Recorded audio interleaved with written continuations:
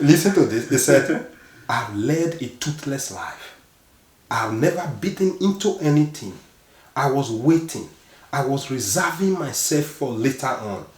And now I just found out that my tooths are gone. Whereas Loneliness shows itself most sharply in company with others.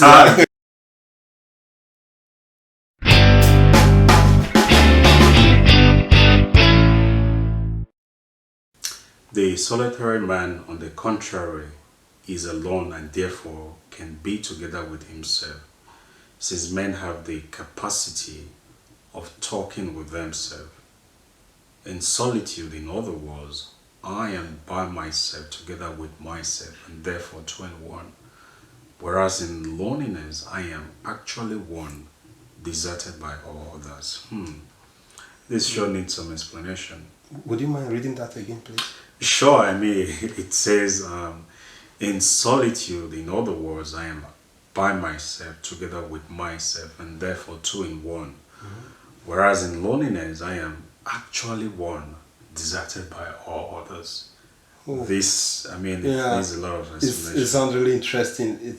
I think that's a book by Anna Arendt, right? Absolutely. In fact, in this same paragraph, she was talking about loneliness is not solitude. Solitude requires being alone, whereas loneliness shows itself most sharply in company with others. You know this. I read a little of the book, and when I got to that statement, I have to read it over and over again. It really sounded interesting. You know? Just like this one. This one needs a little bit of explanation, like solitude, loneliness. So, because she's trying to contrast between the both, you know. I really think so. Yeah. When I read it, I thought of it really. I was like thinking, okay, how can I explain it to myself? What example can I give? So when it comes to loneliness, the way I see it is, you happen to go out with some friends. You are with some friends, go out you want to spend the whole day out, but their interests and the things they enjoy, the things they want to do, are totally opposite of yours. So spending the whole day with these people, you will still feel the void. You will feel very lonely among them. Could be people that speak different language. Each time you have to say, "Hey, what did this say?" And they can't even explain in your own language because they also do not understand your language. So you're just communicating by smiling. So you will still feel lonely.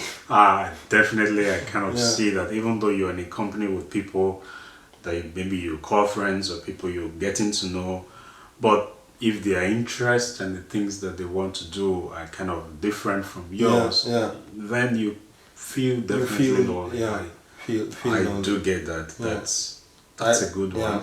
So I actually thought of a different example that really sounds better, you know, like somebody wants to be in a relationship, want to fill that void of being alone. Then you thought of all the good things you could do when you are in a relationship. Thought of going for hiking, going for a dinner, how you would present flowers, you know, you're just thinking about everything. Then you finally find this person that you really like to date, and everything kick up from the beginning, everything is good. But as time goes on, you find out that the relationship, it's not breaking out, it's not making you feel like you're actually in a relationship.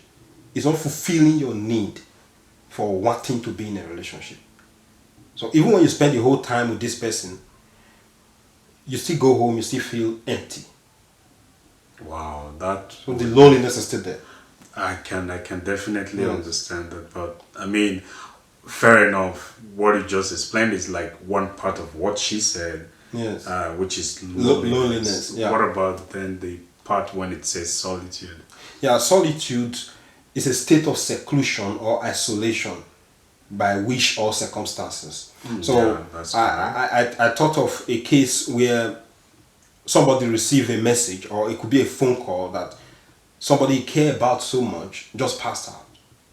You know, even if you are in a party, you are enjoying your life with friends or wherever you are, or even at work, when that message comes, it's going to end every joy that you have at that moment.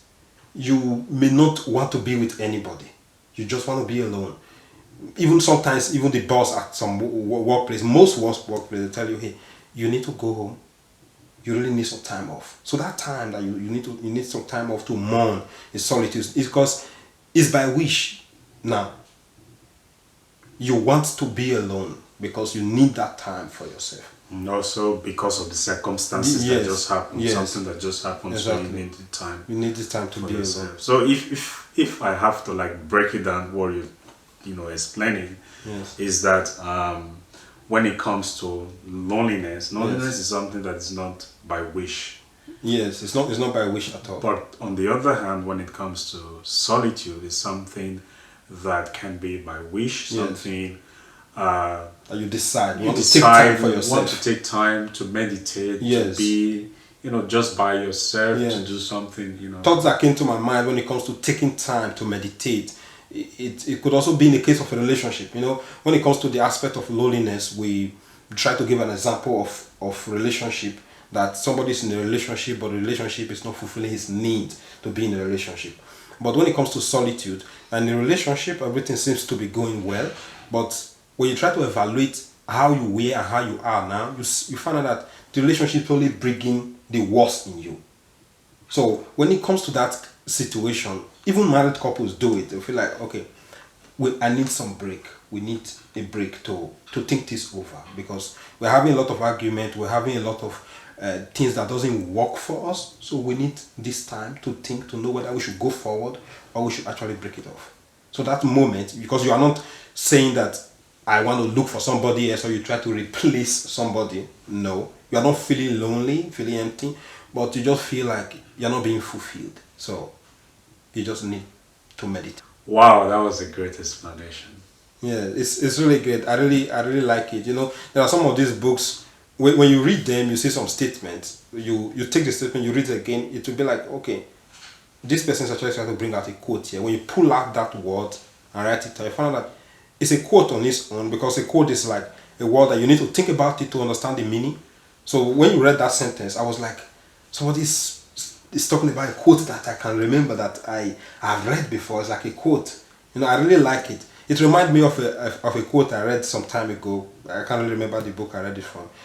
It was so interesting and I laughed.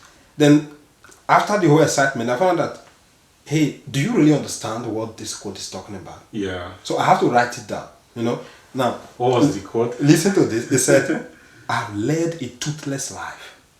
I've never bitten into anything. I was waiting. I was reserving myself for later on. And now I just found out that my tooths are gone. Wow. you see that? Do you want to explain that one now? It took me time to try to understand what he's trying to say. So it's really a cool one. I would like to break it down how I was able to, how I understood it. But I really have a book I'm trying to finish. So maybe at another time we can sit down. So I'll be looking forward to that. Sure. I would like to sit down with you so we can talk about it. Oh, you might also have some insight on it too. That would be great. I would love to understand what that means. Toothless. You have led a toothless life, And then you found out that his teeth are gone now. Wow. So it's really interesting. Yeah, it is interesting. Yeah. Be looking forward to that quote. Yeah, sure. Me too.